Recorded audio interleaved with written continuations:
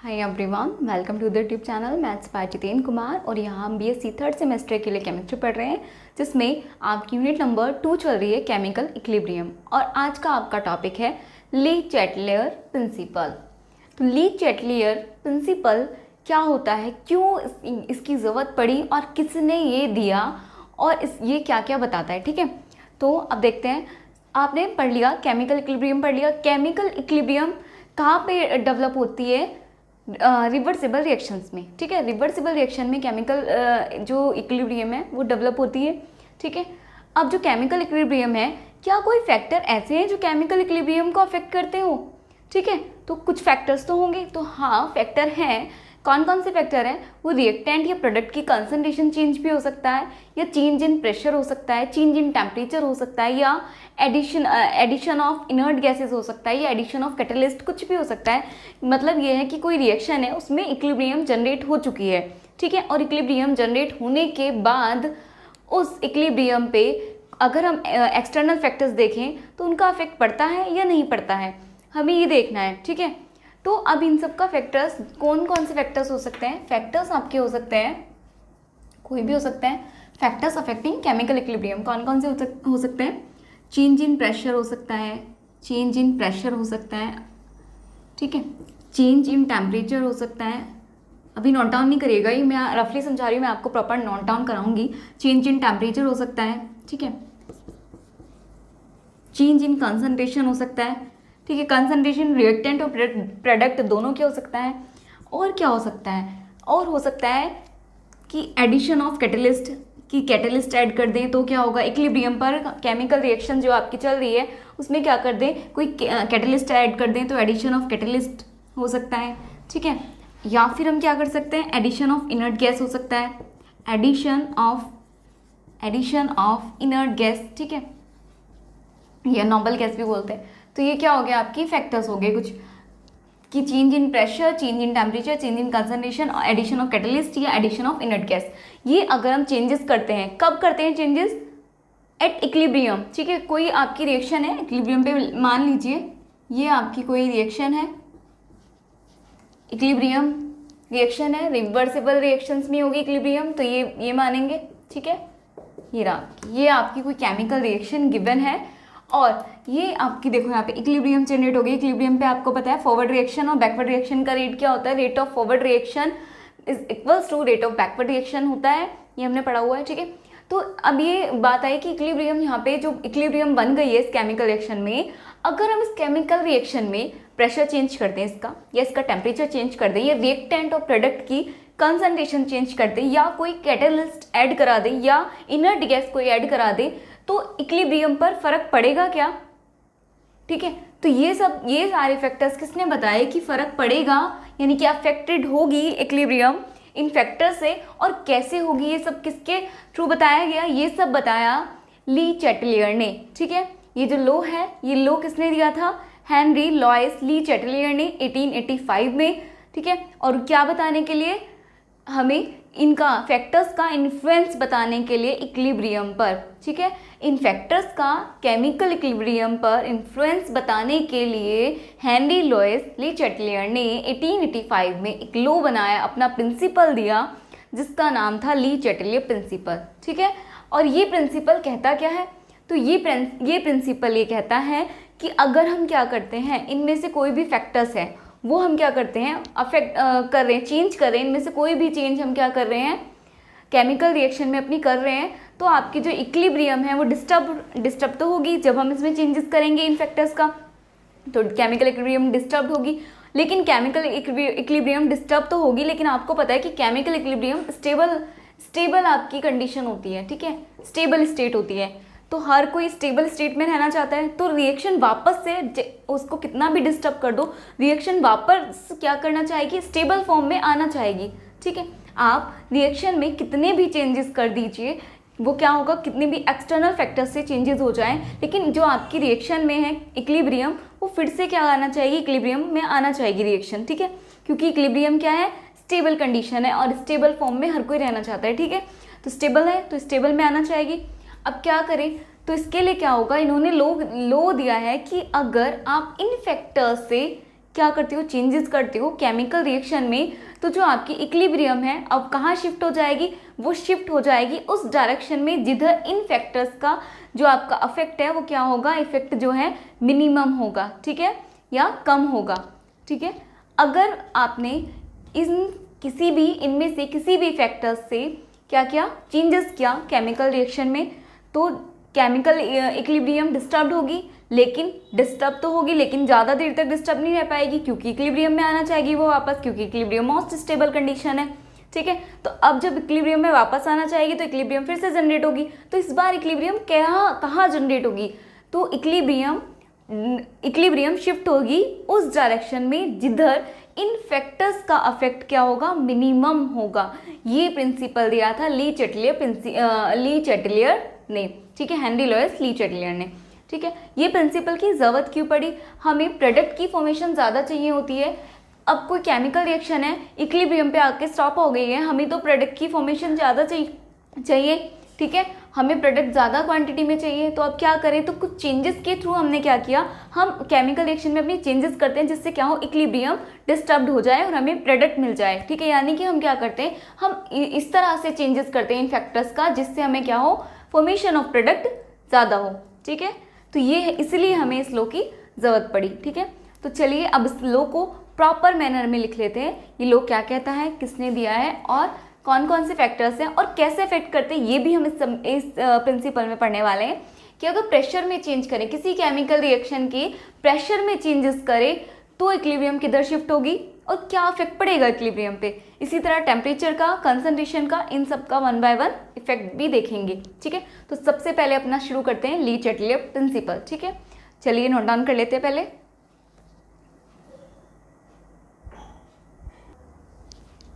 चलिए तो स्टार्ट करते हैं अपना ली चैटलियर प्रिंसिपल, ठीक है। तो effect of change in all the factors, जो अभी फैक्टर्स लिखे थे हमने, उन सभी फैक्टर्स का effect of change in all the factors on an equilibrium is decided by using Lee Chatelier principles.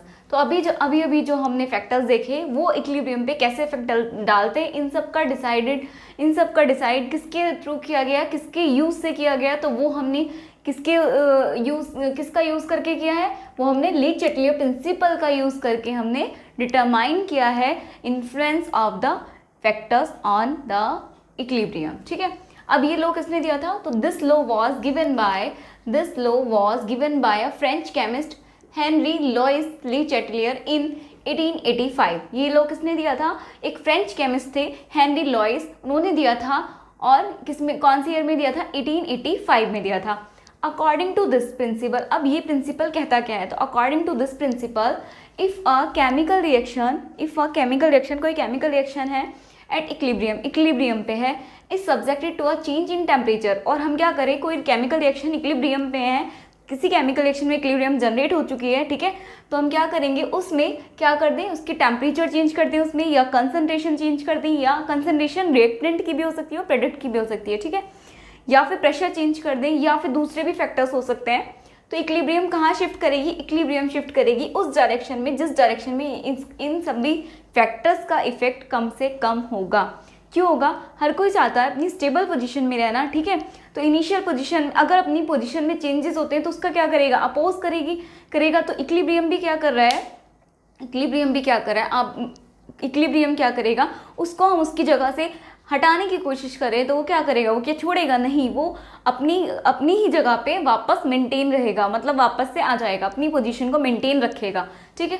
यानी कि अगर हम चेंजेस कितना भी कर लें, एक्सटर्नल फैक्टर्स जो हैं केमिकल इक्विलिब्रियम को कितना भी अफेक्ट कर लें, लौट कर क्या आएगा, अपनी इक्विलिब्रियम पोजीशन में ही आना है।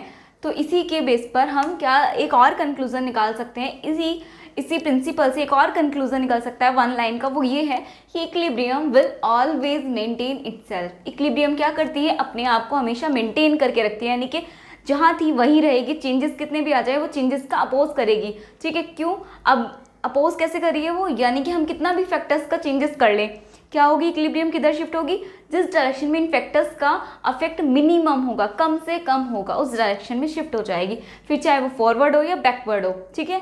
अब आपको पता है ना, डायरेक्शन तो 2 ही होंगी रिवर्सिबल रिएक्शन में, एक तो फॉरवर्ड डायरेक्शन होगी, फॉरवर्ड डायरेक्शन और एक होगी बैकवर्ड डायरेक्शन, ठीक है। चलिए आगे देखिए, तो equilibrium will always maintain itself, equilibrium हमेशा अपने आप को मेंटेन करके रखेगी, and it will oppose the change in external factors, और हमेशा क्या करेगी, अपोज करेगी एक्सटर्नल फैक्टर्स के चेंजेस में। जो हम क्या करें, एक्सटर्नल फैक्टर्स में चेंज कर रहे हैं उनका अपोज करेगी हमेशा। तो अपोज करेगी यानी कि उल्टा करेगी उनसे। तो आप फैक्टर्स कितने भी बढ़ा लीजिए, घटा लीजिए, कितना भी इफेक्ट कर लीजिए, चेंजेस कर लीजिए इन फैक्टर्स का, ये जो आपकी इक्विलिब्रियम है वो किधर जाएगी, जिधर इसका इफेक्ट मिनिमम होगा, कम से कम होगा, ठीक है। तो वन लाइन डेफिनेशन यही कहती है कि इक्विलिब्रियम हमेशा अपने आप को मेंटेन करके रखती है। इसका मतलब वो क्या करती है, एक्सटर्नल फैक्टर्स में चेंजेस का अपोज करती है, ठीक है। तो अब ये प्रिंसिपल किस कहाँ के लिए एप्लीकेबल होगा, कहाँ के लिए नहीं होगा, तो चलिए देखते हैं। This principle is true for almost all physical and chemical equilibrium, ठीक है। तो ये जो प्रिंसिपल है ये सभी फिजिकल और केमिकल इक्विलिब्रियम में यूज हो सकता है, ठीक है। ये सभी इक्विलिब्रियम, फिजिकल और केमिकल इक्विलिब्रियम के लिए सच है, ठीक है, यानी कि सही है। Thus, the effects of various factors on the state of equilibrium according to Lee-Chatelier principles are as follows। अब कुछ जो इफेक्ट हमने देखे हैं, कौन कौन से, 10 इफेक्ट जो हमने देखे हैं, बहुत सारे अलग अलग फैक्टर्स के इफेक्ट जो देखे हैं किस पर, इक्विलिब्रियम पर। जो हमने अभी बात की थी जिन फैक्टर्स की, अलग अलग फैक्टर्स देखे थे अभी, एक्सटर्नल कंसंट्रेशन हो गया, चाहे प्रेशर हो गया, टेम्परेचर हो गया, कैटलिस्ट हो गया, इनर्ट गैसेस का एडिशन हो गया, कुछ भी व्हाटएवर जो भी आपके जितने भी एक्सटर्नल फैक्टर्स हैं उनका अफेक्ट देखेंगे किस पर, इक्विलिब्रियम पर, ठीक है। किसके अकॉर्डिंग देखेंगे, ली चैटलियर प्रिंसिपल के अकॉर्डिंग हम क्या देखेंगे, एक्सटर्नल फैक्टर्स का अफेक्ट देखेंगे एट इक्विलिब्रियम, ठीक है। तो पहला आपका इफेक्ट देखते हैं, effect of change of temperature, यानी कि अगर किसी केमिकल रिएक्शन की इक्विलिब्रियम पोजीशन में है कोई केमिकल रिएक्शन आपकी, तो हम क्या करें, उस पर टेम्परेचर का इफेक्ट देखेंगे कि टेम्परेचर घटाएं तो क्या इफेक्ट पड़ता है इक्विलिब्रियम पर, या टेम्परेचर बढ़ाएं तो क्या इफेक्ट पड़ेगा किस पे, इक्विलिब्रियम पे। तो हम क्या करें, किसी भी केमिकल रिएक्शन में इक्विलिब्रियम पोजीशन पर, इक्विलिब्रियम स्टेट पर इफेक्ट ऑफ टेम्परेचर देख रहे हैं, ठीक है। और किसकी हेल्प से देख रहे हैं, ली चैटलियर प्रिंसिपल की हेल्प से, ठीक है। तो फर्स्ट पॉइंट आपका यही है, effect of change of temperature. अब टेम्परेचर का इफेक्ट कैसे पड़ता है ली चैटलियर प्रिंसिपल पे, वो देखते हैं। तो नंबर 1 आपका पॉइंट है, temperature directly affects the value of equilibrium constant K C and rate of reaction. ये भी हमने पढ़ा हुआ है कि टेम्परेचर क्या करता है, डायरेक्टली अफेक्ट करता है किसको, इक्विलिब्रियम कांस्टेंट केसी को देखा था हमने, ठीक है। टेम्परेचर डायरेक्टली तो अफेक्ट करता है किसको, केसी को, और रेट ऑफ रिएक्शन को भी, भी डायरेक्टली अफेक्ट करता है टेम्परेचर। जैसे जैसे टेम्परेचर हमने फर्स्ट चैप्टर में जब केमिकल काइनेटिक्स पढ़ा था तो हमने देखा था जैसे जैसे टेम्परेचर राइज करते हैं मॉलिक्यूल्स के बीच में कोलिजन बढ़ता है, कोलिजन बढ़ने से क्या होता है, उनकी काइनेटिक एनर्जी बढ़ती है, कोलिजन बढ़ता है, जिससे क्या होगा जिससे उनका रेट ऑफ रिएक्शन बढ़ जाता है, ठीक है। ये देखा था हमने। वैसे ही आपका टेम्परेचर इक्विलिब्रियम कांस्टेंट को भी अफेक्ट करता है, यानी कि टेम्परेचर क्या करता है, डायरेक्टली अफेक्ट करता है किसको, केमिकल इक्विलिब्रियम को, और केमिकल इक्विलिब्रियम कांस्टेंट को और रेट ऑफ रिएक्शन को, दोनों को, ठीक है। और अब कैसे इफेक्ट करेंगे, जैसे जैसे आप टेम्परेचर बढ़ाओगे, increase temperature shift the equilibrium in such a direction where heat is absorbed. अगर आप क्या कर रहे हो, केमिकल रिएक्शन का टेम्परेचर बढ़ा देते हो, इंक्रीज कर देते हो, इंक्रीज टेम्परेचर। जैसे आप केमिकल रिएक्शन है इक्विलिब्रियम पोजीशन पर हम बात कर रहे हैं हमेशा, ठीक है। अब आपको ध्यान रखना है, ये आपको खुद से ही समझना है कि हम इक्विलिब्रियम पोजीशन की ही बात कर रहे हैं। जितने भी हम चेंजेस पढ़ेंगे वो इक्विलिब्रियम पोजीशन पर ही पढ़ेंगे, तो बार बार ये बोल पाना पॉसिबल नहीं है, तो आप समझिएगा। तो हम देख रहे हैं, अगर जैसे जैसे आपने टेम्परेचर बढ़ाया, तो इक्विलिब्रियम कहाँ शिफ्ट हो जाएगी, इक्विलिब्रियम उस डायरेक्शन में शिफ्ट हो जाएगी जिधर क्या होगा, हीट एब्जॉर्ब्ड हुई है। समझ पा रहे हैं, हीट एब्जॉर्ब्ड हुई है, जिधर हीट एब्जॉर्ब्ड हुई है यानी कि हीट एब्जॉर्ब कर ली गई है, तो वहाँ का टेम्परेचर कैसा हो गया है, कम हो गया है, ठीक है। टेम्परेचर की बेस पर हम देखें तो रिएक्शन हमारी 2 तरह की होती है, एक्सोथर्मिक और एंडोथर्मिक। अभी इसी में लिखवाऊंगी मैं आगे, ठीक है। तो अब क्या करें, अब जैसे आपने टेम्परेचर को इंक्रीज किया तो इक्विलिब्रियम किधर शिफ्ट होगी, जिधर टेम्परेचर डाउन हुआ होगा, है ना। तो टेम्परेचर डाउन कैसे हुआ होगा, हीट या तो एब्जॉर्ब हुई होगी या रिलीज हुई होगी। अब टेम्परेचर इसको शिफ्ट होना है किस डायरेक्शन में, जिधर टेम्परेचर कम हो। तो टेम्परेचर कम कब होगा, जब हीट क्या होगी, एब्जॉर्ब हुई होगी, सिस्टम ने एब्जॉर्ब की होगी, ठीक है। तो जैसे ही हीट एब्जॉर्ब हुई होगी वहाँ पे क्या हो गया, टेम्परेचर डाउन हो गया होगा। टेम्परेचर डाउन हो गया तो हमारा ली चैटलियर प्रिंसिपल यही कहता है कि इक्विलिब्रियम वहाँ शिफ्ट होगी जहाँ पे इन फैक्टर्स का जो अफेक्ट है वो मिनिमम होगा। तो टेम्परेचर का इफेक्ट मिनिमम किधर होगा, जहाँ पर आपका हीट एब्जॉर्ब हुई है, ठीक है। जैसे आपने टेम्परेचर इंक्रीज किया तो क्या जो इक्विलिब्रियम है वो कहाँ शिफ्ट हो जाएगी, उधर ही तो शिफ्ट होगी जिधर का टेम्परेचर कम होगा, ठीक है, क्योंकि इक्विलिब्रियम कंडीशन का मतलब है चेंजेस ना होने देना, ठीक है। अच्छी खासी वो इक्विलिब्रियम पोजीशन में थी, स्टेबल पोजीशन में बैठी थी, आपने टेम्परेचर इंक्रीज कर दिया, ठीक है। अब अफेक्ट तो होगी इक्विलिब्रियम, इक्विलिब्रियम होगी अफेक्ट, तो इक्विलिब्रियम कहाँ जाएगी, अब इक्विलिब्रियम का क्या करे, टेम्परेचर बढ़ा दिया आप लोगों ने तो क्या करेगी वो उस डायरेक्शन में जाएगी जिधर टेम्परेचर कम होगा, यानी कि डाउन होगा, और टेम्परेचर डाउन किधर होगा, जिस डायरेक्शन में हीट एब्जॉर्ब्ड होगी, ठीक है, चाहे वो फॉरवर्ड हो या बैकवर्ड हो। अभी और देखेंगे इसको, दो तरह से हम रिएक्शन को देखेंगे, ठीक है। इसी तरह अगर बात करें कि अगर हम क्या करें, इक्विलिब्रियम पोजीशन पर है आपकी केमिकल रिएक्शन और हमने टेम्परेचर कर दिया डिक्रीज, ठीक है, तो अभी भी इक्विलिब्रियम क्या होगी, डिस्टर्ब होगी, चाहे इंक्रीज कर लो या डिक्रीज कर लो, इक्विलिब्रियम डिस्टर्ब होगी ही, ठीक है ना। अब आपका टाइम है 10 बजे सोने का, आप क्या करोगे, 7 बजे सो रहे हो, जल्दी सो रहे हो तो डिस्टर्ब होगी आपकी नींद, ठीक है, रात में कहीं ना कहीं डिस्टर्ब होगी, ठीक है। और अगर लेट सो रहे हो ज़्यादा तब भी आपकी नींद डिस्टर्ब है, यानी कि आपके एक पर्टिकुलर टाइम पर ही आपको नींद आनी है, वैसे ही एक पर्टिकुलर जो आपकी कंडीशन है उसी पर इक्विलिब्रियम रहती है, ठीक है। अब आप चेंजेस करने लगो, चाहे वो घटाने में हो या बढ़ाने में हो, इंक्रीमेंट हो या डिक्रीमेंट हो, तो केमिकल इक्विलिब्रियम तो अफेक्ट होगी ना, अफेक्टेड होगी। तो अब देखते हैं नेक्स्ट आपका यही है कि अगर डिक्रीज कर दे टेम्परेचर तो केमिकल इक्विलिब्रियम कहाँ शिफ्ट होगी। अब आपको खुद से सोचना है कि अगर टेम्परेचर कर दिया हमने डिक्रीज, टेम्परेचर कर दिया डिक्रीज, तो हमेशा इक्विलिब्रियम क्या करती है, फैक्टर्स में जो फैक्टर्स हैं अफेक्ट कर रहे हैं उनका अपोज करती है, ठीक है।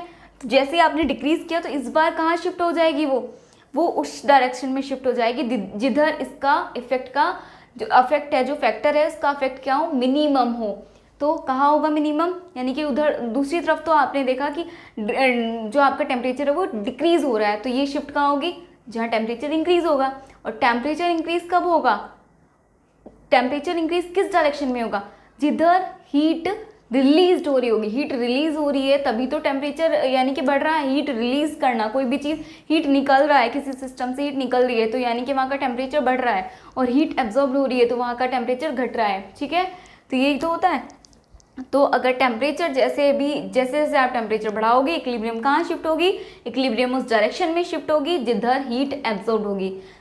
ऐसे ध्यान रखिए, जैसे आपने टेम्परेचर बढ़ाया, टेम्परेचर इंक्रीमेंट किया, तो अब हीट जो इक्विलिब्रियम में कहाँ शिफ्ट करेगी, जहाँ का टेम्परेचर डिक्रीज होगा, ठीक है। टेम्परेचर डिक्रीज कब होगा, जब हीट क्या होगी, एब्जॉर्ब्ड होगी, ठीक है। और अगर जैसे आपने टेम्परेचर डिक्रीज किया तो अब क्या होगा, जो इक्विलिब्रियम में कहाँ शिफ्ट होगी, जहाँ टेम्परेचर इंक्रीज होगा, और टेम्परेचर इंक्रीज कहाँ होगा, जहाँ हीट रिलीज होगी, ठीक है। इस तरह से रिलेट करके पढ़िए कि इक्विलिब्रियम, बस इतना ध्यान रख लीजिए, इक्विलिब्रियम बहस करती है एक तरह से, ठीक है, पूरा आर्ग्यूमेंट है कर रही है वो। कैसे, भाई तुम कुछ भी कर लो, अच्छा करोगे तब भी मैं उससे उल्टा ही करूँगी, बुरा करोगे तब भी मैं उसका उल्टा ही करने वाली हूँ, बुरा करोगे तब भी उल्टा, अच्छा करोगे तब भी उल्टा, ठीक है। हमेशा मतलब उसे इन फैक्टर्स के से अपोजिट चलना है, अपोज करना है उसको, बस it will oppose the change in external factors, बस एक्सटर्नल फैक्टर्स का अपोज करेगी। चाहे बढ़ा लो, अगर बढ़ा रहे हो तो वो घटती हुई डायरेक्शन में जाएगी, घटा रहे हो तो बढ़ती हुई डायरेक्शन में जाएगी, हमेशा अपोज करेगी, ठीक है।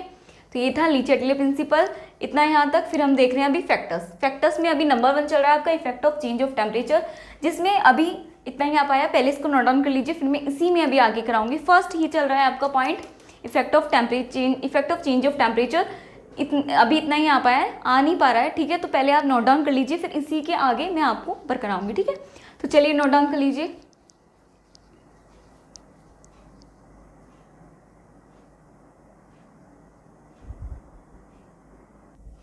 चलिए हम आगे देखते हैं, इसी में आगे देखते हैं।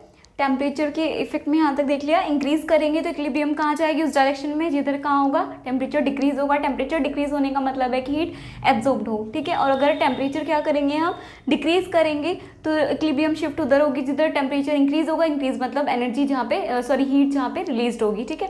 तो इसी के बेस पर अब देखते हैं हमने आगे, इसी में ही चल रहा है अभी effect of change of temperature में। आगे क्या किया, on the basis of temperature. अब टेम्परेचर के बेसिस पे रिएक्शंस आपकी 2 तरह की होती हैं। क्यों हमें ये सब करने की जरूरत क्यों पड़ी, रिएक्शंस तक हम क्यों पहुंचे, क्योंकि बात यहाँ पे आ गई है हीट एब्जॉर्प्शन और हीट रिलीज्ड की, ठीक है। तो उसके लिए हम यहाँ पर देखेंगे कि on the basis of temperature reactions can be classified in 2 parts. Reaction कैसे क्लासीफाई की गई है, 2 पार्ट्स में क्लासीफाई की गई है। एक होता है एक्सोथर्मिक रिएक्शंस और एक होता है endothermic reactions. Exothermic reactions and endothermic reactions, ठीक है। तो एक्सोथर्मिक रिएक्शंस कौन सी होती है, वो केमिकल रिएक्शन जिसमें क्या होगा, in which heat has been release, जिसमें क्या होता है हीट रिलीज हुई हो, ठीक है। द केमिकल रिएक्शन यानी कि टेम्परेचर के बेस पे आपकी 2 तरह की केमिकल रिएक्शंस होती है, एक होती है एंडोथर्मिक, एक होती है एक्सोथर्मिक, ठीक है। तो वो केमिकल रिएक्शन जिसमें क्या होती है, हीट रिलीज होती है, हीट रिलीज होती है during the completion of reaction, यानी कि वो केमिकल रिएक्शन जिसमें हीट रिलीज होती है during the completion of reaction, यानी कि रिएक्शन पूरे होने तक आपकी जो हीट है वो रिलीज हो जाती है, उस तरह की रिएक्शंस को हम बोलेंगे एक्सोथर्मिक रिएक्शन। जैसे आप एग्जांपल देना चाहो तो reactions of alkali metals with water, जितनी भी एल्कली मेटल हैं वो क्या करेंगी, वाटर के साथ जब भी रिएक्शन करेगी तो क्या करेंगी, हीट रिलीज करेंगी, ठीक है, हीट बाहर निकलेगी। इसी तरह एंडोथर्मिक भी होती है वो केमिकल रिएक्शन जिसमें क्या होगी, हीट एब्जॉर्ब होगी। इसका उल्टा कर दीजिए बस, हीट एब्जॉर्ब होगी during the completion of reaction, यानी कि रिएक्शन पूरी होने के दौरान आपकी जो हीट है वो एब्जॉर्ब होगी। इस तरह की रिएक्शंस को बोलेंगे एंडोथर्मिक रिएक्शन, इसको बोलेंगे एक्सोथर्मिक, इसको बोलेंगे एंडोथर्मिक। इसका एग्जांपल होगा आपका reaction of urea with water. जैसे आप वाटर में यूरिया को ऐड करोगे उसका टेम्परेचर वाटर का थोड़ा सा डाउन चला जाएगा, क्यों, क्योंकि हीट क्या हो गई वहाँ पे, एब्जॉर्ब हो गई, ठीक है, हीट क्या हो गई, एब्जॉर्ब हो गई। चलिए अब आगे देखते हैं, जो इस तरह अभी हमें इन सबकी जरूरत क्यों पड़ी, एंडोथर्मिक एक्सोथर्मिक, इसी से यहाँ इसको अब जोड़ने वाले हैं इनको, ठीक है। तो ये क्या होगा, इस तरह की रिएक्शन, मैंने यहाँ पे सेपरेशन देने के लिए लाइन खींची है, ठीक है। आप थोड़ा प्रॉपर उसमें अच्छे नोट्स बना लेना, यहाँ पे थोड़ी जगह नहीं हो पा रही थी, यहाँ तक चिपची सा हो गया, ठीक है। चलिए यहाँ पे आइए, in these reactions the temperature, in इस तरह की जो यानी कि एक्सोथर्मिक रिएक्शंस में क्या होगा, temperature of forward reaction has been increased. जब भी आपका क्या होगा, एक्सोथर्मिक रिएक्शन होगी तो वहाँ पे क्या होगा, फॉरवर्ड रिएक्शन का टेम्परेचर ज़्यादा होगा, temperature forward reaction has been increase due to evolution of heat. क्यों होगा ज़्यादा फॉरवर्ड रिएक्शन का, क्योंकि वहाँ पर हीट ऑलरेडी रिलीज हुई है, हीट रिलीज हुई है, हीट रिलीज होने की वजह से फॉरवर्ड रिएक्शन का टेम्परेचर ऑलरेडी ज़्यादा है due to evolution of heat. यानी कि अब यहाँ पे क्या होगा, हीट क्या होगी यहाँ पे पॉजिटिव, एनर्जी तो यहाँ पे पॉजिटिव होगी, जबकि हीट क्या होगी यहाँ पे पॉजिटिव होगी, जबकि एंथैल्पी क्या होगी यहाँ पे नेगेटिव होगी, ठीक है। Hence low temperature is favourable for forward reaction. अब आप देखो, जैसे आपने टेम्परेचर बढ़ाया, ठीक, टेम्परेचर बढ़ाने पे छोड़ो, आप आओ एक्सोथर्मिक रिएक्शन पे। एक्सोथर्मिक रिएक्शन में क्या होता है, हीट क्या होती है, रिलीज होती है, हीट रिलीज होगी यानी कि क्या होगा, उसका टेम्परेचर खुद बढ़ गया, यानी कि रिएक्शन क्या होगी, फॉरवर्ड डायरेक्शन में चल रही है, फॉरवर्ड डायरेक्शन का टेम्परेचर बढ़ गया, फॉरवर्ड डायरेक्शन का टेम्परेचर बढ़ गया है क्योंकि हीट एवोल्यूट हो रही है, एवोल्यूशन हो रहा है हीट का। तो अब क्या करेंगे, अब टेम्परेचर फॉरवर्ड डायरेक्शन का बढ़ रहा है और हम सभी रिएक्शन जो भी देखते हैं हम देखते हैं फॉरवर्ड डायरेक्शन में, हमें प्रोडक्ट ही तो ज़्यादा चाहिए होता है, तो जितनी भी रिएक्शन हमें फॉरवर्ड डायरेक्शन की तरफ चलते हुए दिखनी चाहिए, बैकवर्ड आ गई तो उल्टा हो जाएगा। हमें क्या चाहिए, प्रोडक्ट का फॉर्मेशन ज़्यादा चाहिए होता है, चाहे किसी का भी हमें क्या करना हो, फॉर्मेशन करना हो, हमें प्रोडक्ट हमेशा ज़्यादा क्वांटिटी में चाहिए होता है। तो जैसे ही क्या हुआ, फॉरवर्ड रिएक्शन का क्या हो गया, फॉरवर्ड रिएक्शन का टेम्परेचर बढ़ गया, तो क्या होगा, इक्विलिब्रियम कहाँ चले गया, इधर वाले डायरेक्शन का, ये ऐसे चलती है रिएक्शन, मान लो A + B C + D, ये कोई रिएक्शन है, इस वाले स्टेप का आपका क्या बढ़ गया है, ये मैंने इक्विलिब्रियम का साइन लगाया, आप ऐसे वाला लगा लो, ठीक है, ये हो गया। इधर वाले इस वाले फॉरवर्ड रिएक्शन का टेम्परेचर बढ़ गया, क्यों बढ़ गया टेम्परेचर, क्योंकि रिएक्शन थी हमारी एक्सोथर्मिक, तो इसका टेम्परेचर बढ़ गया, ज़्यादा हो गया। तो अब इक्विलिब्रियम कहाँ शिफ्ट होगी, इक्विलिब्रियम किधर शिफ्ट होने लगेगी, बैकवर्ड डायरेक्शन में आने लगी। ये तो फॉरवर्ड डायरेक्शन होता है, ये बैकवर्ड डायरेक्शन होता है, दोनों से मिलकर आपकी रिवर्सिबल रिएक्शन बनती है, ठीक है। तो अब क्या होने लगा, जैसे ये इधर का टेम्परेचर ज़्यादा हुआ, अब इक्विलिब्रियम बैकवर्ड डायरेक्शन में आने लगी, बैकवर्ड डायरेक्शन में आने लगी तो क्या हुआ, प्रोडक्ट तो टूटने लगा, डिफॉर्म होने लगा, तो डिफॉर्म होने लगा, हमें तो प्रोडक्ट ही ज़्यादा चाहिए, तो अब क्या करें। तो इसीलिए यहाँ पर ये कंक्लूजन निकलता है कि इस तरह की यानी कि एक्सोथर्मिक रिएक्शंस के लिए हमेशा लो टेम्परेचर फेवरेबल कंडीशन होगी, यानी कि लो टेम्परेचर क्या होगा, फेवरेबल होगा फॉर फॉरवर्ड रिएक्शन, हमें क्योंकि प्रोडक्ट ही ज़्यादा चाहिए होता है, तो इसलिए रिएक्शन को बैकवर्ड डायरेक्शन में आ जाएगी। अगर इधर का टेम्परेचर ज़्यादा हो गया तो क्या हो जाएगी, इक्विलिब्रियम बैकवर्ड डायरेक्शन में हो जाएगी, तो हमेशा क्या होगा, हमें लो टेम्परेचर फेवरेबल होगा for forward reaction. Forward reaction के लिए हमेशा लो टेम्परेचर फेवरेबल होगा, किस में होगा, एक्सोथर्मिक रिएक्शन के लिए। फिर एंडोथर्मिक रिएक्शन के लिए देखते हैं इसी तरह। तो यहाँ पर देखो, in this reaction temperature of forward reaction has been lowered. इसमें क्या होगा, टेम्परेचर कैसा हो गया, कम हो गया। आप देखो, नॉर्मल आपने वाटर लिया था, नॉर्मल वाटर का टेम्परेचर देखना, फिर यूरिया डालते ही उसका टेम्परेचर कुछ डाउन हो जाएगा, यानी कि प्रोडक्ट तो मिल गया, बन गया, फॉर्मेशन हो गया, लेकिन टेम्परेचर कैसा हो गया, डाउन हो गया फॉरवर्ड डायरेक्शन का। अब जैसे टेम्परेचर डाउन हुआ, क्यों डाउन हुआ, क्योंकि वहाँ पर क्या हो गई है, हीट का एब्जॉर्प्शन हो गया है, तो क्या हो गया, टेम्परेचर डाउन हो गया। टेम्परेचर यहाँ पे डाउन हो गया है, यानी कि फॉरवर्ड डायरेक्शन का टेम्परेचर हो गया है डाउन, इसका टेम्परेचर हो गया है डाउन, ठीक है। तो अब क्या होगा यहाँ पर, अब ये फिर से क्या करेगी, यहाँ पर क्या करेंगे, अब ये जो डाउन हुआ है तो ये जो आपकी इक्विलिब्रियम में किधर जाएगी, इक्विलिब्रियम तो आगे जाएगी फॉरवर्ड डायरेक्शन में। तो हाई सॉरी डाउन हुआ है ना, तो ये तो अपोज करेगी, तो हमेशा कहाँ जाएगी, अब ये इधर का डाउन हो गया तो इक्विलिब्रियम किधर शिफ्ट करेगी, आगे शिफ्ट करेगी। तो इसलिए इस तरह की जो रिएक्शंस होंगी, यानी कि एंडोथर्मिक रिएक्शंस में high temperature is favourable for forward reaction. हमें आगे चलना है, इधर का जो डाउन हो गया और आपको पता है ये अपोज करेगी, सबका ही करेगी, तो ये कहाँ जाएगी, इक्विलिब्रियम बैकवर्ड में ही आएगी फिर से। जैसे ही बैकवर्ड में आएगी तो यहाँ पर क्या होगा, बैकवर्ड ये डिफॉर्म्ड होना शुरू हो जाएगा, लेकिन हमें तो ये ज़्यादा चाहिए, तो इसको ज़्यादा करने के लिए क्या करें, क्योंकि इसका टेम्परेचर है डाउन, तो ज़्यादा टेम्परेचर दे दो इसको, ताकि इक्विलिब्रियम वहीं की वहीं मेंटेन रहे, ठीक है। तो हम इसको क्या करेंगे, हाई टेम्परेचर पे करेंगे। तो जब भी बात आएगी एक्सोथर्मिक रिएक्शंस के लिए, तो टेम्परेचर कैसा लेना है, एक्सोथर्मिक रिएक्शंस में टेम्परेचर लेना है लो, और अगर एंडोथर्मिक की बात आएगी तो टेम्परेचर लेना है हाई, ठीक है। और यहाँ पर एक और बात बोली गई है, इस जो एक्सोथर्मिक रिएक्शंस होती है, यहाँ पे हीट जो होती है, हीट होती है पॉजिटिव, हीट निकलती है ना यहाँ पे, तो हीट का साइन तो आएगा पॉजिटिव, और हीट और एंथैल्पी हमेशा क्या होते हैं, एक दूसरे के रिवर्स साइन शो करते हैं, यानी कि अगर एनर्जी प्लस है तो एंथैल्पी क्या होगी, माइनस होगी, एनर्जी माइनस है तो एंथैल्पी प्लस होगी। तो यहाँ पर हीट निकल रही है, रिलीज हो रही है, तो हीट तो पॉजिटिव है, लेकिन एंथैल्पी कैसी है, माइनस है। यहाँ पर हीट एब्जॉर्ब हो रही है, तो हीट तो माइनस है, लेकिन एंथैल्पी कैसा है, पॉजिटिव है, ठीक है। तो ये था effect of change of temperature का, हमने देख लिया टेम्परेचर कैसे बढ़ाना है, घटाना है, कैसे इक्विलिब्रियम शिफ्ट होती है, ठीक है। तो अगर जैसे ही आपका टेम्परेचर क्या हो रहा है, इंक्रीज हो रहा है, तो इक्विलिब्रियम क्या करेगी, इंक्रीज हो रहा है टेम्परेचर, तो कहाँ जाएगी, जिस डायरेक्शन में हीट क्या हो रही है, जिस डायरेक्शन में टेम्परेचर कम होगा, ठीक है, तो कम कहाँ होगा, जहाँ पे हीट एब्जॉर्ब होगी, ठीक है। और अगर डिक्रीज करें टेम्परेचर तो इक्विलिब्रियम कहाँ शिफ्ट होगी, जहाँ पर जो हीट है, टेम्परेचर है, वो कहाँ क्या होगा, ज़्यादा होगा, ठीक है। और एक्सोथर्मिक रिएक्शंस के लिए क्या होगा, आपको पूछा जाए कि टेम्परेचर लो लेना है या हाई, हाई टेम्परेचर कि हाई टेम्परेचर फेवरेबल होगा या लो टेम्परेचर, किसके लिए, एक्सोथर्मिक के लिए। तो आपको पता है एक्सोथर्मिक में क्या होगा, एक्सोथर्मिक नाम से पता चल रहा है, हीट रिलीज होगी, हीट रिलीज होगी तो फॉरवर्ड रिएक्शन का जो टेम्परेचर है खुद ज़्यादा होगा, फॉरवर्ड का टेम्परेचर ज़्यादा होगा, तो क्या करेगी, इक्विलिब्रियम कहाँ शिफ्ट होगी, इक्विलिब्रियम तो अपोज करेगी, तो इक्विलिब्रियम बैकवर्ड डायरेक्शन में शिफ्ट करेगी, लेकिन हमें तो बैकवर्ड डायरेक्शन में चाहिए नहीं, हमें तो फॉरवर्ड डायरेक्शन में चाहिए। तो हम क्या करेंगे, इसका टेम्परेचर कम कर सकते हैं, क्योंकि फॉरवर्ड डायरेक्शन का टेम्परेचर ज़्यादा हो रहा है, तो हम वहाँ का टेम्परेचर कम कर सकते हैं। तो लो temperature is favourable for the forward reaction, ठीक है। इसी तरह अगर एंडोथर्मिक रिएक्शन की बात करें, तो एंडोथर्मिक रिएक्शन में क्या होगा, आपका हीट रिलीज होगी, हीट एब्जॉर्ब होगी, हीट एब्जॉर्ब होगी, तो जो आपका फॉरवर्ड डायरेक्शन है वहाँ का टेम्परेचर डाउन होगा, तो ये इसका भी अपोज करेगी, मतलब कुल मिला के इसको चेंज का अपोज करना ही है, चाहे कम करो या ज़्यादा, अभी बताएं आपको। तो ये क्या करेगी, फिर बैकवर्ड में आएगी, इस बार क्या करेंगे, टेम्परेचर ऑलरेडी डाउन है, तो अब क्या करोगे, टेम्परेचर बढ़ा दो, ताकि इक्विलिब्रियम बैकवर्ड डायरेक्शन में शिफ्ट ना करे, ठीक है। तो फॉरवर्ड डायरेक्शन के लिए हम क्या करेंगे, टेम्परेचर बढ़ा देंगे। तो एंडोथर्मिक के लिए टेम्परेचर हाई होना चाहिए और एक्सोथर्मिक के लिए टेम्परेचर लो होना चाहिए, ठीक है। ये कहता है आपका ली चैटलियर प्रिंसिपल। चलिए एक बार नोट डाउन कर लीजिए, फिर नेक्स्ट इफेक्ट देखते हैं।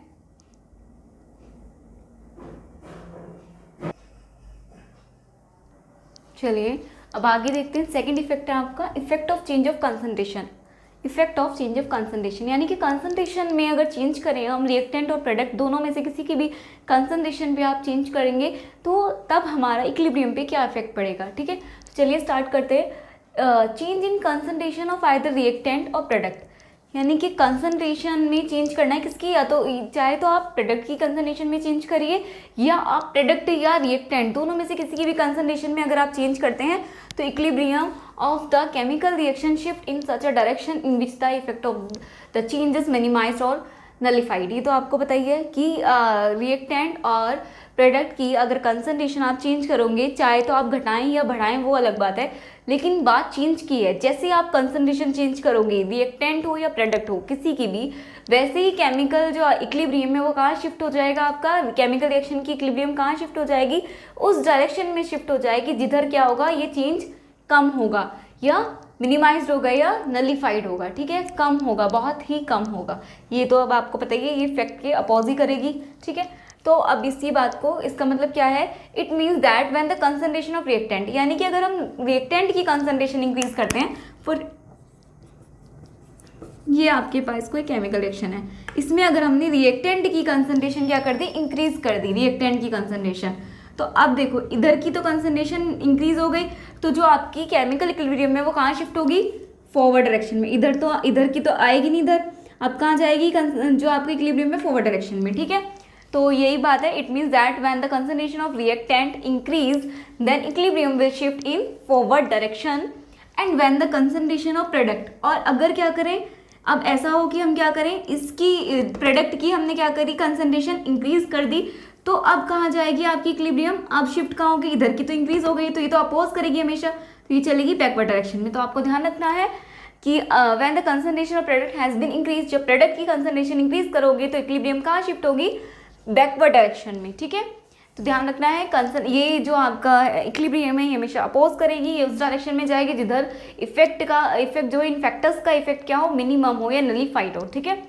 तो जैसे अगर आपने रिएक्टेंट की कंसंट्रेशन बढ़ाई तो इक्विलिब्रियम कहाँ शिफ्ट करेगी, फॉरवर्ड डायरेक्शन में, और अगर प्रोडक्ट की बनाई तो इक्विलिब्रियम, प्रोडक्ट की कंसंट्रेशन इंक्रीज करी तो इक्विलिब्रियम कहाँ शिफ्ट होगी, बैकवर्ड डायरेक्शन में, ठीक है। तो ये था effect of change of concentration. तो अभी इस वाले लेक्चर में हमारे 2 ही इफेक्ट हो पाएंगे क्योंकि लेक्चर बहुत लेंदी हो जाएगा। तो नेक्स्ट लेक्चर में अब हम इसके आगे की इफेक्ट अभी और है वो कंसीडर करेंगे, ठीक है, हम देखेंगे, ठीक है। तो इस लेक्चर में अभी के लिए इतना ही। Thank you and keep learning. इसको नोट डाउन कर लीजिए।